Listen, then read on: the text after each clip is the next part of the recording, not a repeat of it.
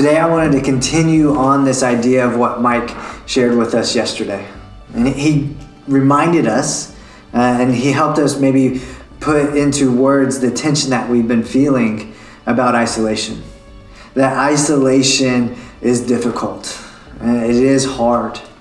And so why is that the case?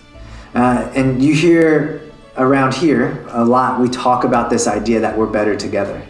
When we look at throughout Scripture, we see that idea very clear from the beginning in the garden when it wasn't good for man to be alone, that he needed a suitable helper to have that companionship.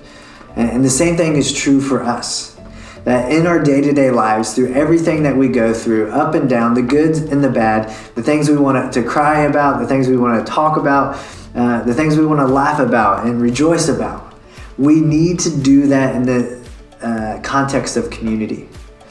In Ecclesiastes chapter 4, verses 9 and 10, we read this. It says, "Two are better than one because they have a good reward for their efforts. For if either falls, his companion can lift him up. But pity the one who falls without another to lift him up." That the teacher here, Koheleth, is reminding us that we need one another. And so just like we heard yesterday and we were being reminded today and this week, that isolation can be difficult. And so who is it that you can reach out to this week? Who is it that today you can take time to reach out and to check in on? Maybe it's a neighbor, maybe it's a close friend, a family member you haven't talked to in a while. But who is it that you could contact just to see how they're doing? Maybe it's a FaceTime, a phone call, a group hangout, whatever it may be.